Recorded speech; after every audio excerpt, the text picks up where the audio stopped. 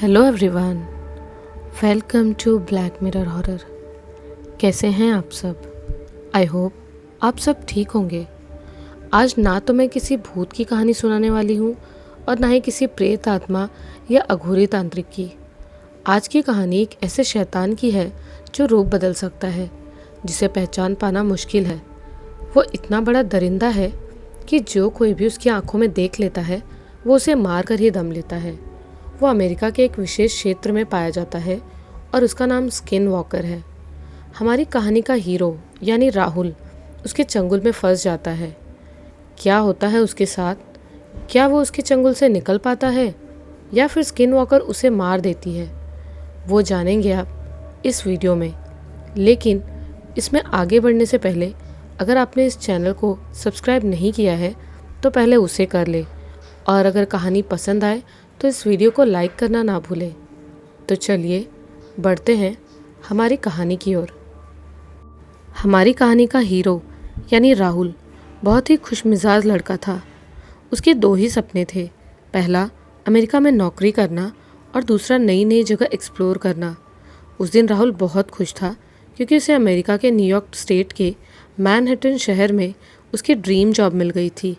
उसने पैकिंग की और निकल पड़ा अपना ड्रीम फॉलो करने।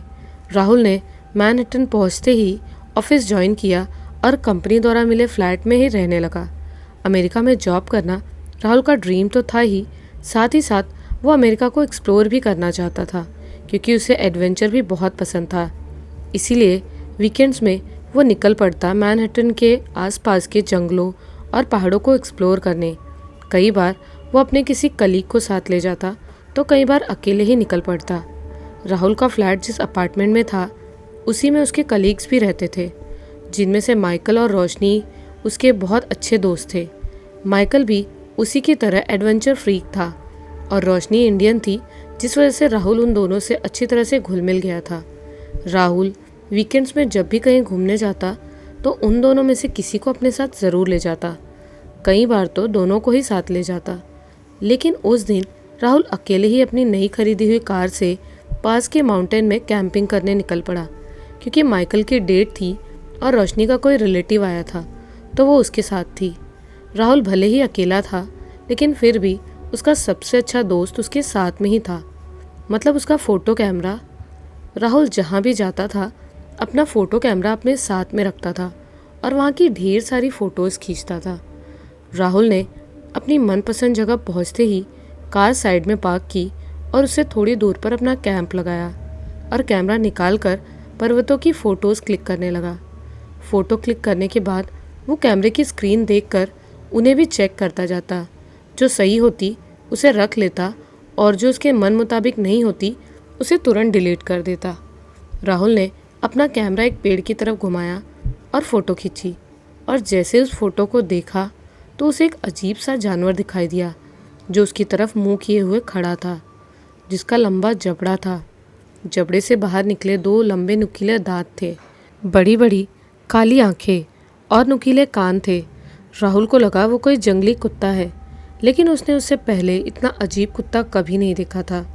इसीलिए उसने उसकी एक और फ़ोटो खींचनी चाहिए, और जैसे ही उसने उस पेड़ की तरफ देखा जहाँ उसने पहले फ़ोटो खींची थी तो वहाँ उस कुत्ते जैसा दिखने वाला जानवर की बजाय एक भेड़िया खड़ा दिखा, जो सामान्य आकार के भेड़िए से लगभग 2 से 3 गुना बड़ा था। राहुल उसे देखकर हैरान रह गया और थोड़ा डरा भी, क्योंकि उसने उससे पहले कभी कोई भेड़िया देखा तो नहीं था, लेकिन उनके बारे में सुना ज़रूर था। लेकिन राहुल ने जिस आकार के भेड़िए के बारे में सुना था वो उनसे कहीं ज़्यादा बड़ा था। राहुल थोड़ा घबराया, लेकिन फिर भी उसने हिम्मत करके उस भेड़िए की फ़ोटो खींची और कैमरे में देखने लगा कि फ़ोटो सही आई है या नहीं। उसने कैमरे में देखा तो उसे उस भेड़िए में कुछ अजीब लगा। राहुल ने कैमरे में देखने के बाद फिर पेड़ की तरफ खड़े भेड़िए को देखा, जो गुर्राता हुआ उसकी तरफ धीरे धीरे बढ़ रहा था। उसे देखकर राहुल इतना डर गया कि जी जान से पूरी रफ्तार से अपनी कार की तरफ भागा और कार स्टार्ट करके वहाँ से अपने रूम पे आ गया। राहुल इतनी आसानी से डरने वालों में से नहीं था, लेकिन फिर भी वो उस भेड़िए को याद करके कमरे में बैठा बुरी तरह से काँप रहा था। तभी वहाँ माइकल आ जाता है, जो राहुल को इस तरह डरा हुआ देखकर उससे पूछता है, क्या हुआ राहुल, तुम इस तरह काँप क्यों रहे हो? कैंपिंग के दौरान उसने जो कुछ भी देखा था उसे वो सब बता देता है और कैमरे में खिंची हुई फ़ोटोज़ भी दिखाता है। उन दोनों के बीच बातचीत इंग्लिश में होती है, लेकिन उसका हिंदी में ट्रांसलेशन करके मैं यहाँ आपको बता रही हूँ। सिर्फ इसी बार नहीं, इसके अलावा भी जो भी इसमें कन्वर्सेशंस हुए हैं वो इंग्लिश में ही हुए थे। राहुल की बातों से और कैमरे में फ़ोटोज़ देखकर माइकल समझ जाता है कि वो कोई और नहीं बल्कि स्किन वॉकर है और उसके बारे में राहुल को बताते हुए कहता है, अमेरिका में एक संरक्षित जगह है नवाज़ो, जहाँ एक ट्राइब रहती है जिसे नवाज़ो ट्राइब के नाम से जाना जाता है, जिसकी औरतें तंत्र मंत्र से ऐसी शक्तियाँ प्राप्त कर लेती हैं जिससे वो किसी का भी रूप ले लेती है, खासकर उनका जिन्हें वो मार चुकी होती हैं। वो विचेस, स्किन वॉकर या ये नालडलोशी के नाम से जानी जाती हैं। ये शेप शिफ्टिंग घोस्ट होते हैं। लेकिन राहुल को माइकल की बात पर यकीन नहीं होता और वो ज़ोर ज़ोर से हंसने लगता है। तभी वहाँ रोशनी भी आ जाती है और राहुल से उसके हंसने का कारण पूछते हुए कहती है, राहुल, तुम्हें माइकल ने ऐसा कौन सा जोक सुना दिया कि तुम इतना हंस रहे हो? मुझे भी तो बताओ, मैं भी थोड़ा हंस लूँ। माइकल ने राहुल से जो कुछ भी कहा और उसने कैंपिंग के दौरान जो कुछ भी देखा वो सब रोशनी को बताता है, जिसे सुनकर राहुल और रोशनी दोनों ज़ोर ज़ोर से हंसने लगते हैं, जिस वजह से माइकल को बहुत गुस्सा आ जाता है और गुस्से में कहता है, आज तुम्हें मेरी बात पर यकीन नहीं हो रहा और हंसी आ रही है, लेकिन एक दिन तुम्हें मेरी बात पर ज़रूर भरोसा होगा और भगवान ना करे वो दिन आए। इतना कहकर वो वहाँ से चला जाता है। राहुल को भूत प्रेत और चुड़ैलों पर यकीन नहीं था। उसे लगता था कि सभी भूत प्रेतों की कहानियाँ लोगों ने एक दूसरे को डराने के लिए बनाई है, जिस वजह से उसे माइकल की बात पर भरोसा नहीं हो रहा था। राहुल रोशनी से बताता है कि जब उसने उस भेड़िए को देखा था तो वो इतना डर गया था कि वो अपना पूरा सामान छोड़कर वहाँ से भाग आया था। रोशनी राहुल से नेक्स्ट वीकेंड फिर से वहीं चलने को कहती है ताकि वो अपना सामान वापस ले आए। तुम्हें क्या लगता है तब तक मेरा सामान वहाँ बचेगा? राहुल कहता है, तुम्हारा सामान वहाँ मिले या ना मिले, लेकिन हो सकता है वहाँ फिर से वही भेड़िया मिल जाए। मैं भी तो देखूँ वो कितना भयानक दिखता है, रोशनी बोली। राहुल उसकी बात मानते हुए कहता है, हाँ, ये तुमने बिल्कुल सही कहा, हम दोनों माइकल को भी अपने साथ ले चलेंगे। नेक्स्ट वीकेंड राहुल माइकल को उसी जगह कैंपिंग के लिए चलने के लिए खूब मनाता है, लेकिन वो उसकी बात नहीं मानता। रोशनी के कहने पर भी वो वहाँ जाने के लिए तैयार नहीं होता।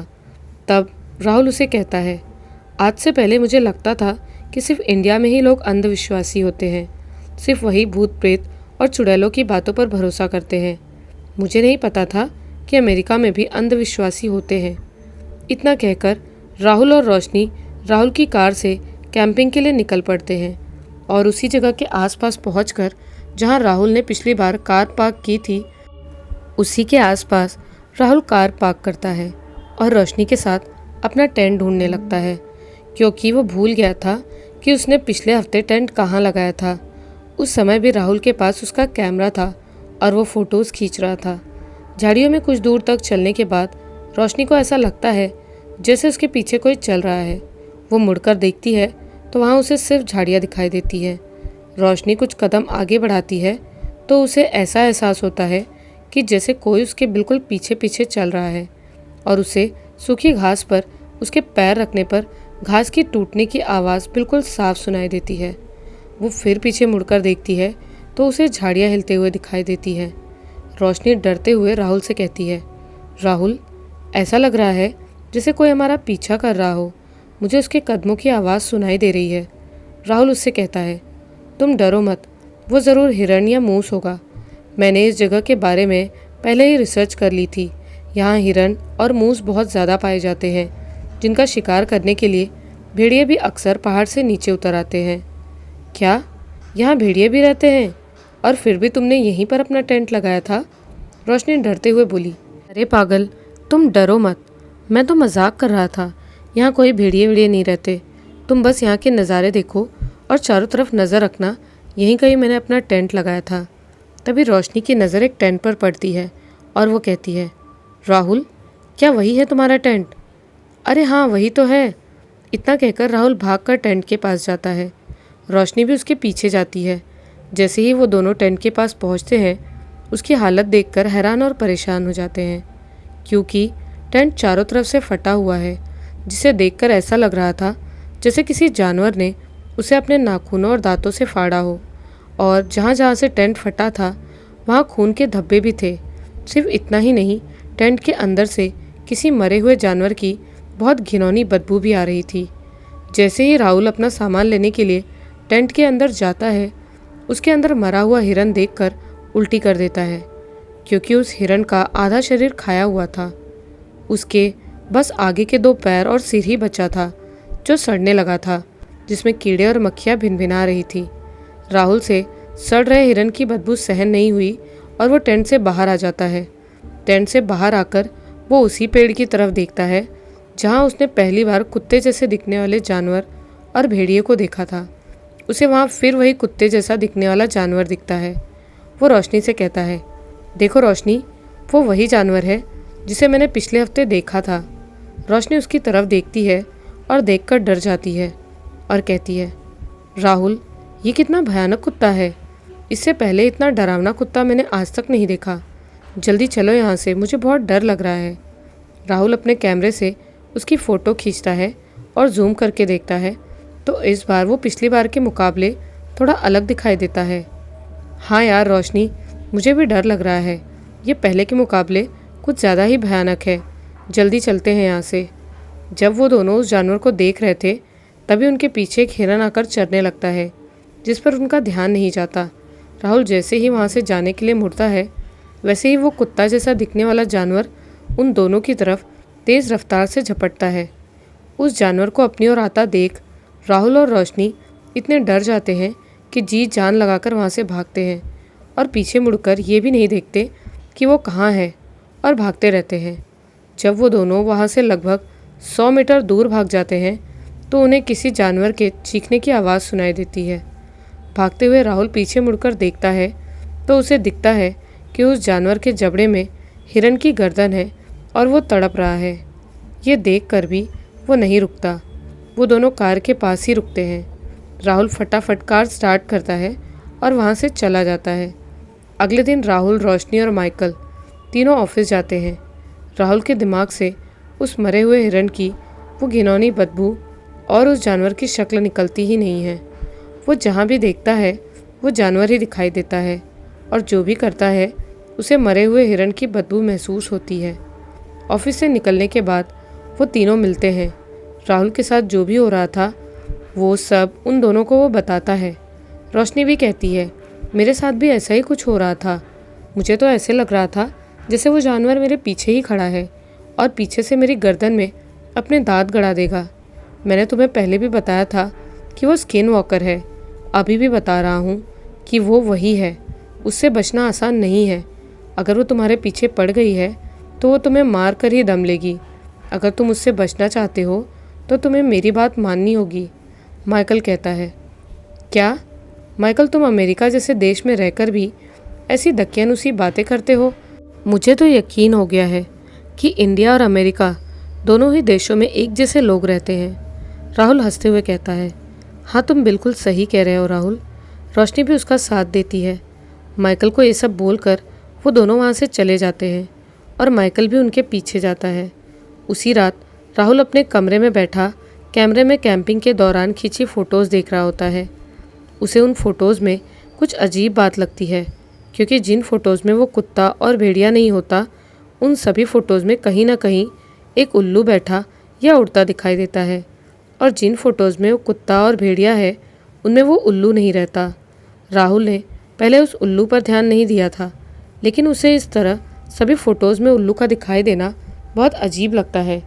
तभी उसे खिड़की पर टक टक की आवाज़ सुनाई देती है, तो वो खिड़की की तरफ देखता है तो उसे वहाँ एक उल्लू बैठा दिखाई दे रहा है, जो खिड़की पर चोंच मार रहा था।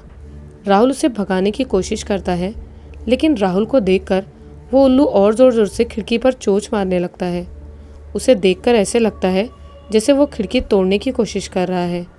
राहुल उसके पास जाकर देखने की कोशिश करता है, तो वो उल्लू कैमरे में दिख रहे उल्लू जैसा ही दिखता है, और उसके चेहरे पर खून भी लगा है। ये देखकर राहुल बहुत ज़्यादा घबरा जाता है और भागकर माइकल के कमरे की तरफ जाता है। उस समय रात के 12 बज रहे होते हैं, जो माइकल के सोने का टाइम है। राहुल माइकल के कमरे का दरवाज़ा ज़ोर ज़ोर से खटखटाता है।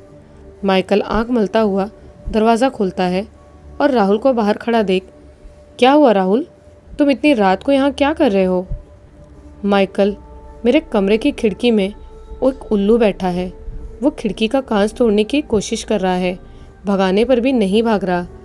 थोड़ा सा डरते हुए और घबराते हुए राहुल कहता है। माइकल उसकी घबराहट समझ जाता है। तो इसमें इतना डरने वाली कौन सी बात है?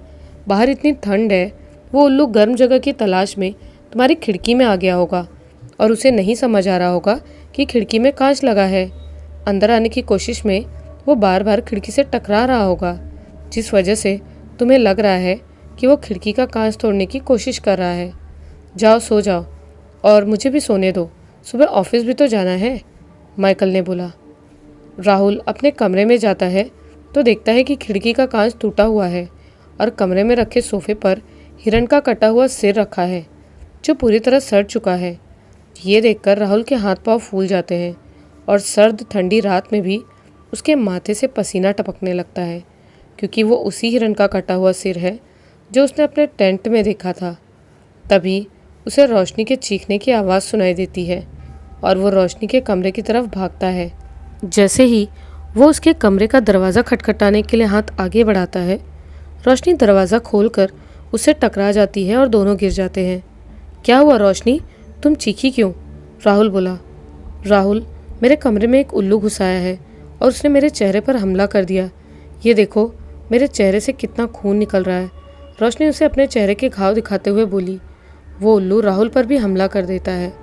वो उसके चेहरे पर अपनी चोंच मारने लगता है। राहुल अपने दोनों हाथों से उसके दोनों पंख पकड़ लेता है, लेकिन वो उल्लू राहुल के हाथों में अपने नुकीले पंजे गड़ा देता है। दर्द से कराहता हुआ राहुल उसे छोड़ देता है। वो उल्लू फिर से उसके चेहरे पर हमला कर देता है। उल्लू के इस हमले में राहुल और रोशनी दोनों ज़ोर ज़ोर से चीखने लगते हैं। उनकी चीख सुनकर माइकल बाहर आ जाता है और वो देखता है कि उल्लू राहुल पर हमला कर रहा है। वो भागकर फिर से अपने कमरे में जाता है और बाहर आकर उस उल्लू पर एक पाउडर छिड़कता है, जिसके बाद वो वहाँ से भाग जाता है। राहुल और रोशनी का चेहरा खून से लथपथ हो गया था। ये देखकर माइकल अपनी जेब से रुमाल निकालकर दोनों के चेहरे से खून पोंछता है। तुम्हारा बहुत बहुत धन्यवाद माइकल, तुमने आज हमारी जान बचा ली। अगर आज तुम नहीं होते तो वो उल्लू हमें मार ही डालता, राहुल माइकल से धन्यवाद देते हुए बोला। वो कोई साधारण उल्लू नहीं था, वो एक स्किन वॉकर थी जो किसी भी जानवर या इंसान का रूप ले सकती है, माइकल बोला। रोशनी माइकल से बोली, तुम्हें कैसे पता कि वो उल्लू कौन है? राहुल के साथ कैंपिंग के दौरान जो कुछ भी हुआ था उसने मुझे सब कुछ बताया था, जिससे मैं समझ गया था कि वो कुत्ता या भेड़िया नहीं बल्कि स्किन वॉकर है, क्योंकि अमेरिका में स्किन वॉकर मिलना वैसे ही है जैसे तुम्हारे इंडिया में भूत और प्रेतों का मिलना। ये तो अच्छा हुआ कि मेरे दादाजी स्किन वॉकर को मारने का तरीका जानते थे और मैं उनसे ये जड़ी बूटी ले आया, नहीं तो आज वो तुम दोनों को मार ही देती, माइकल रोशनी से बोला। माइकल राहुल से कहता है, राहुल तुम मुझसे एक बात बताओ, कहीं तुमने उसकी आंखों में तो नहीं देखा था ना? हाँ देखा था, उसकी आंखें बड़ी भयानक थी, राहुल फटाक से बोला। ये क्या कर दिया तुमने, तुम्हें ऐसा नहीं करना था, अब तो वो तुम्हें ज़िंदा नहीं छोड़ेगी, माइकल राहुल से कहता है। ये सुनकर राहुल बहुत ज़्यादा घबरा और डर जाता है। उसके हाथ पांव कांपने लगते हैं और डरते हुए वो माइकल से बोलता है, अरे यार माइकल, तुम मुझे इस तरह डराओ मत, मैं पहले ही बहुत डरा हुआ हूँ, माइकल राहुल से कहता है। मैं तुम्हें डरा नहीं रहा बल्कि सच बता रहा हूँ। अगर तुम उस स्किन वॉकर से बचना चाहते हो तो तुम्हें उसे मारना होगा, इससे पहले कि वो तुम्हें मार दे। रोशनी एक बात बताओ, क्या तुमने भी उसकी आंखों में देखा था? माइकल ने रोशनी से पूछा। हाँ, जब मैं राहुल के साथ कैंपिंग कर रही थी और पहली बार भेड़िए जैसे जानवर को देखा था तब मैंने उसकी आंखें देखी थी, रोशनी ने जवाब दिया। रोशनी और राहुल, तुम मेरी बात पर ध्यान दो। ये लो, ये जड़ी बूटी से बना पाउडर अपने पास रखो और जब भी वो तुम्हें कहीं भी दिखे तो उसके ऊपर छिड़क देना। वो किसी भी जानवर या इंसान के रूप में तुम्हारे सामने आ सकती है और उसका अजीब व्यवहार देखकर तुम उसे पहचान जाओगे। इस पाउडर से वो वहीं मर जाएगी और तुम दोनों उससे बच जाओगे। अगर तुमने ऐसा नहीं किया तो वो तुम्हें ज़रूर मार देगी और वो मौत इतनी भयानक होगी कि तुम सोच भी नहीं सकते। माइकल रोशनी और राहुल को पाउडर देते हुए बोला। एक बात बताओ माइकल, तुम्हें कैसे पता कि स्किन वॉकर को कैसे मारना है? राहुल बोला। मेरे डैड को एक स्किन वॉकर नहीं मारा था और मेरे दादाजी स्किन वॉकर हंटर हैं। उन्होंने अब तक 5 स्किन वॉकर मारे हैं और उन्हें पता है कि उन्हें किस तरह से मारना है। या तो तुम उसके नाम का पता लगाकर उसे मार सकते हो या इस जड़ी बूटी से। एक स्किन वॉकर के नाम का पता लगाना तो लगभग नामुमकिन है, लेकिन जड़ी बूटी से आसानी से उसे मारा जा सकता है। माइकल बोला। एक बार फिर से तुम्हारा बहुत बहुत धन्यवाद माइकल, राहुल ने कहा। अब बहुत हुआ मुझे धन्यवाद कहना। रात बहुत हो चुकी है, चलो सो जाते हैं, नहीं तो सुबह ऑफिस देर से पहुंचेंगे और बॉस की डांट सुननी पड़ेगी, माइकल ने कहा। यार माइकल, मुझे तो अभी भी बहुत डर लग रहा है। मैं तो अपने कमरे में नहीं जाऊंगा, मैं तुम्हारे साथ तुम्हारे कमरे में ही सोऊंगा। हाँ, मुझे भी अपने कमरे में जाने से डर लग रहा है। मैं भी तुम दोनों के साथ ही तुम्हारे ही कमरे में सोऊंगी, रोशनी राहुल का साथ देते हुए बोली। इसके बाद वो तीनों माइकल के कमरे में जाकर सो जाते हैं। अगले कुछ दिनों तक वो दोनों माइकल के कमरे में ही रहते हैं और अपने साथ हमेशा वो जड़ी बूटी रखते हैं। वो ना तो कमरे से बाहर निकलते हैं और ना ही खिड़की खोलते हैं। ऐसे ही लगभग 10 दिन बीत जाते हैं। 10 दिन बाद उनके ऑफिस से फ़ोन आता है कि अगर वो दोनों जल्दी ही ऑफिस नहीं आए तो उन्हें नौकरी से निकाल दिया जाएगा, जिस कारण वो डरते हुए ऑफिस जाते हैं। इस तरह ऑफिस जाते हुए उन्हें 5 दिन हो जाते हैं और उन पर स्किन वॉकर का हमला नहीं होता, जिस कारण उनके मन से स्किन वॉकर के हमले का डर निकल जाता है। उन दोनों के पास माइकल की दी हुई जड़ी बूटी रहती है, जिस वजह से उनके मन से स्किन वॉकर का डर बहुत जल्दी निकल जाता है। 1 महीने बीत जाने के बाद वो दोनों भूल ही जाते हैं कि कोई स्किन वॉकर भी है, क्योंकि माइकल ने बताया था कि जड़ी बूटी से स्किन वॉकर को मारा जा सकता है। तो उन्हें लगता है कि माइकल ने जब उल्लू के रूप में आए स्किन वॉकर पर वो जड़ी बूटी छिड़की थी तो उससे वो मर गई होगी। ये सोचकर वो दोनों बेखौफ हो जाते हैं और पहले जैसी नॉर्मल ज़िंदगी जीने लगते हैं और अपने पास वो जड़ी बूटी भी रखना भूल जाते हैं। विंटर से समर सीज़न आ जाता है। एक रात रोशनी राहुल के कमरे में आती है और उससे कहती है, आज बहुत ज़्यादा गर्मी है, चलो आइसक्रीम खाने चलते हैं। टाइम देखा तुमने? इस वक्त रात के 12 बज रहे हैं, राहुल ने कहा। 12 बज रहे हैं तो क्या हुआ, रात के इस वक्त भीड़ भी कम होगी और अमेरिका की नाइट लाइफ के बारे में भी हमें थोड़ा बहुत पता चल जाएगा। हम दोनों अब तक एक भी बार नाइट में कहीं घूमने नहीं गए, चलो ना चलते हैं, बहुत मज़ा आएगा, रोशनी ने ज़िद करते हुए कहा। राहुल बोलता है, कहीं स्किन वॉकर आ गई तो? कितने दिन हो गए उसे नहीं देखा और माइकल ने बताया था ना कि जड़ी बूटी डालने से वो मर जाती है, वो ज़रूर मर गई होगी, रोशनी बोली। राहुल उसके साथ जाने को तैयार नहीं होता, लेकिन रोशनी उसे जैसे तैसे ज़िद करके अपने साथ चलने के लिए मना लेती है। वो दोनों निकल पड़ते हैं। रात के 12 बजे मैनहट्टन की गलियों में पहले तो सब कुछ बिल्कुल सही चल रहा होता है, लेकिन जैसे ही वो दोनों सुनसान जगह पहुंचते हैं जहां सिर्फ स्ट्रीट लाइट की रोशनी होती है और चारों तरफ झाड़ियाँ ही झाड़ियाँ होती हैं, वहाँ से सब कुछ बिगड़ने लगता है। राहुल वहाँ से जाने में थोड़ा झिझकता है, लेकिन रोशनी के कहने पर आगे बढ़ता रहता है। रोशनी राहुल से कहती है, आइसक्रीम खाने का तो सिर्फ बहाना था, मैं तो तुम्हारे साथ कहीं पैदल घूमना चाहती थी। तभी राहुल को एहसास होता है जैसे उसके साथ कोई चल रहा है। उसे उसके कदमों की आहट सुनाई देती है। उसे ऐसा लगता है जैसे वो खुर वाला छोटा जानवर हो, जैसे कि हिरण। रोशनी को भी टक टक की आवाज़ सुनाई देती है। टक टक की वो आवाज़ उनके कदमों के साथ ही आती है। जैसे कि वो दोनों कदम बढ़ाते हैं वैसे ही टक टक की आवाज़ आती है। राहुल और रोशनी ये आवाज़ सुनकर सिहर जाते हैं। उन दोनों के कदम ये आवाज़ सुनकर रुक से जाते हैं। चाह कर भी वो दोनों अपने कदम आगे नहीं बढ़ा पाते। राहुल पीछे मुड़कर देखता है तो उसे वहाँ कोई भी नहीं दिखता।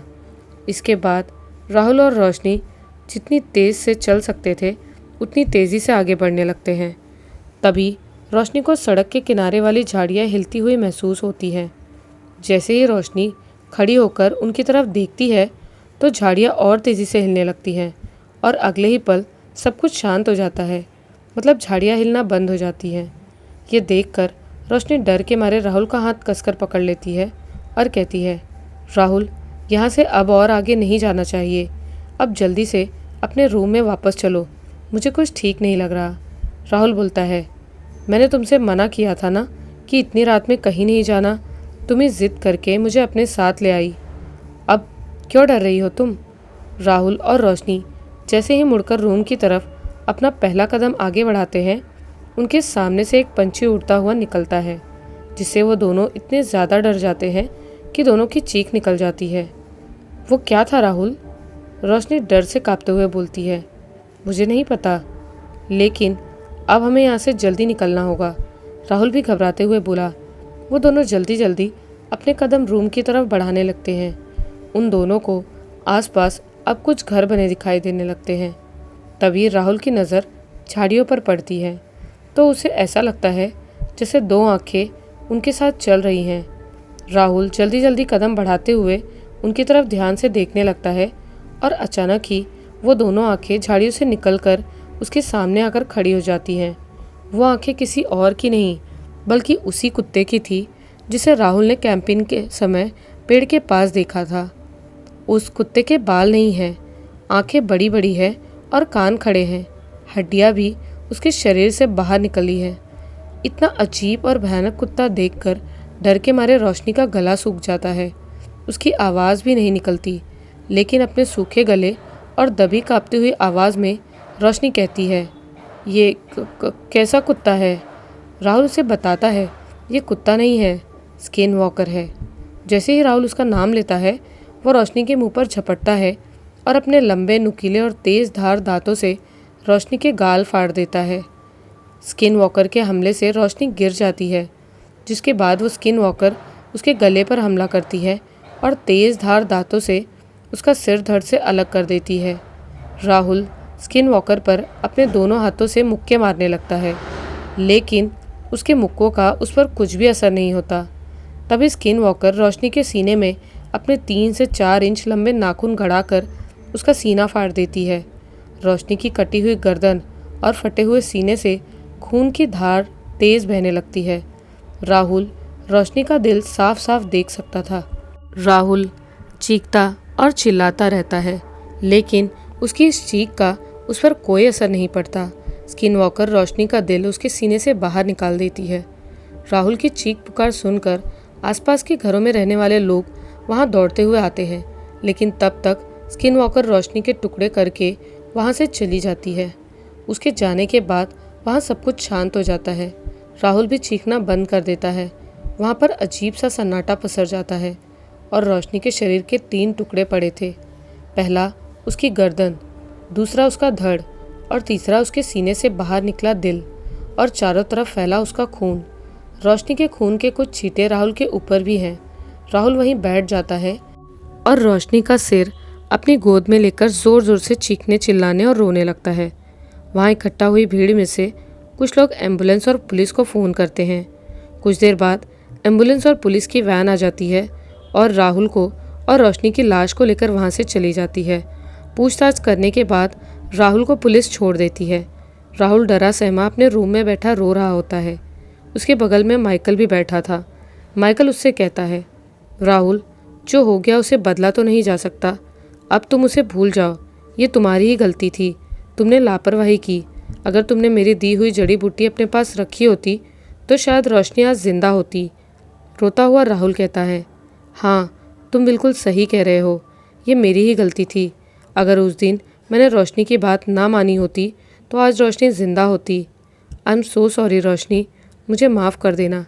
इतना कहकर राहुल माइकल के गले से लिपट कर फूट फूट कर रोने लगता है। माइकल उसे वही जड़ी बूटी फिर से देते हुए कहता है, ये लो राहुल, इसे अपने पास रखो। अब इसे अपने पास हमेशा रखना। वो तुम पर हमला करने ज़रूर आएगी, क्योंकि जो भी उसकी आंखों में देखता है वो उसे ज़िंदा नहीं छोड़ती। वो जब तुम्हारे पास आए तो जड़ी बूटी से बने इस पाउडर को उसके ऊपर छिड़क देना, लेकिन इस बार ध्यान देना, ये पाउडर उसके पूरे शरीर में पड़े, तभी वो मरेगी, नहीं तो पिछली बार जैसे ज़िंदा बच जाएगी। मैं भी जितना हो सके उतना तुम्हारे पास ही रहूँगा, लेकिन अभी जा रहा हूँ, ऑफिस का टाइम हो रहा है, शाम को मिलते हैं। तब तक तुम रूम की खिड़की और दरवाजे बंद रखना, बिल्कुल भी मत खोलना और रूम से बाहर भी मत निकलना। राहुल माइकल से वो पुड़िया ले लेता है, लेकिन उसकी बात का कोई जवाब नहीं देता। इतना कहकर माइकल वहाँ से चला जाता है। राहुल गुमसुम बैठा फ़ोन में रोशनी की फ़ोटो देख रहा होता है। तभी उसे दरवाजे की खटखट की आवाज़ सुनाई देती है, लेकिन राहुल दरवाज़ा नहीं खोलता, चुपचाप बैठा रहता है। थोड़ी देर बाद दरवाजे की खटखट बंद हो जाती है। तभी उसे ऐसा लगता है जैसे खिड़की में कोई पंछी चोंच मार रहा है। वो खिड़की की तरफ देखता है तो उसे वहाँ वही उल्लू दिखाई देता है जो कुछ दिनों पहले खिड़की में अपनी चोंच मार रहा था। राहुल उस उल्लू की तरफ देखकर ज़्यादा डर और घबरा जाता है और तुरंत खड़ा होकर माइकल की दी हुई पुड़िया से पाउडर निकालकर उसकी तरफ फेंकता है तो उल्लू वहाँ से उड़ जाता है। शाम को जब माइकल वापस आता है तो राहुल उसे सारी बात बताता है। रोशनी की मौत के बाद से माइकल राहुल के साथ ही उसके कमरे में रहता था। उस रात भी वो दोनों साथ ही थे। उसी रात माइकल किसी काम से कमरे से बाहर जाता है। जैसे ही वो दरवाज़ा खोलता है उसे लगता है जैसे कोई पंछी अंदर आया हो, लेकिन वो जल्दी में रहता है तो इस बात पर ध्यान नहीं देता और वहाँ से चला जाता है। कमरे की सभी लाइट्स बंद करके राहुल बिस्तर में लेटा हुआ मोबाइल में रोशनी की फ़ोटो देख रहा होता है। तभी उसे ऐसे लगता है जैसे कमरे में कोई आया हो। वो सोचता है कि वो माइकल है और उसे आवाज़ भी लगाता है, माइकल, क्या ये तुम हो? तुम इतनी जल्दी वापस आ गए? राहुल की बात का कोई जवाब नहीं मिलता तो वो फिर से कहता है, माइकल तुम कुछ बोल क्यों नहीं रहे? फिर से उसकी बात का कोई जवाब नहीं मिलता तो वो उस पर मोबाइल की टॉर्च से रोशनी करता है तो उसे वहाँ रोशनी खड़ी हुई दिखती है। रोशनी को अचानक इस तरह अपने सामने देखकर राहुल बहुत ज़्यादा खुश हो जाता है। तभी अचानक उसकी खुशी डर में बदल जाती है। राहुल बुरी तरह से कांपने लगता है और बिस्तर से उतरकर एक कोने में जाकर खड़ा हो जाता है। डर के मारे राहुल के हाथ से मोबाइल छूट जाता है और उसके मुंह से चीख निकलती है। उसकी चीख सुनकर माइकल भागता हुआ कमरे में आता है और अंधेरे में किसी गीली चीज़ में पैर पड़ने के कारण फिसलकर गिर जाता है। माइकल के हाथ फर्श पर पड़ते हैं तो उसे ऐसा लगता है जैसे फर्श में पानी पड़ा हो। वो उठकर लाइट चालू करता है तो जो नज़ारा देखता है उससे उसकी आंखें फटी की फटी रह जाती हैं और वो डर के मारे कांपने लगता है। माइकल देखता है कि कोने में राहुल की सिर कटी लाश पड़ी है और उसके सीने से दिल बाहर निकला हुआ फर्श पे पड़ा है और फर्श के चारों तरफ खून ही खून फैला है और राहुल की लाश के बगल में ही स्किन वॉकर खड़ा है। स्किन वॉकर ने राहुल को भी रोशनी की तरह ही मार दिया था। माइकल ने जो जड़ी बूटी की पुड़िया राहुल को दी थी वो बेड के बगल के रखे टेबल पर पड़ी थी। माइकल तुरंत ही टेबल पर रखी हुई उस पुड़िया की तरफ झपटता है और पुड़िया खोलकर वो जड़ी बूटी स्किन वॉकर के ऊपर छिड़क देता है, जिसके बाद स्किन वॉकर बुरी तरह जलने लगता है और वो तड़प तड़प कर वहीं मर जाता है। अगर माइकल थोड़ी देर पहले आ जाता तो हो सकता था कि राहुल की जान बच जाती, लेकिन माइकल ने आने में थोड़ी देर कर दी थी। दोस्तों, स्किन वॉकर कोई जानवर, भूत प्रेत या कोई पिशाच नहीं है, बल्कि वो रूप बदलने वाला एक शैतान या विच है जिसे तंत्र मंत्र से ऐसी शक्तियाँ मिलती है। अमेरिका के नवाज़ो क्षेत्र में नवाज़ो नाम की जनजाति है जिसकी औरतें तंत्र साधना से स्किन वॉकर की शक्तियाँ प्राप्त कर लेती हैं। अमेरिका का नवाज़ो क्षेत्र स्किन वॉकर के लिए काफ़ी बदनाम है। वहाँ स्किन वॉकर की कहानियाँ खूब प्रचलित है। ये ऐसे ही है जैसे अपने इंडिया में सभी ने कभी ना कभी भूत देखे ही होते हैं। भूत प्रेत को तो मंत्र तंत्र द्वारा काबू में किया जा सकता है या उसे भगाया जा सकता है, लेकिन स्किन वॉकर न तो बंदूक की गोली से मरती है और न ही चाकू से। उसे मारने के लिए खास तरह की जड़ी बूटी की ज़रूरत होती है या फिर उसके सामने उस औरत का नाम पुकारने की जो स्किन वॉकर बनी है, और उसका नाम पता करना लगभग नामुमकिन है। दोस्तों, ये कहानी अमेरिका के नवाज़ो शहर से प्रचलित और प्रख्यात स्किन वॉकर की कहानियों से ली गई है और बाकी अदर न्यूज़ चैनल्स या आर्टिकल्स जो भी उस जगह से रिलेटेड न्यूज़ आर्टिकल और न्यूज़ चैनल में हमने पढ़ा या सुना है, उन सारी सच्ची घटनाओं पर आधारित ये कहानी है।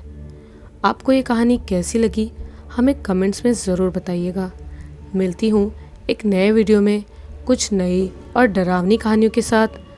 तब तक के लिए बाय एंड टेक केयर।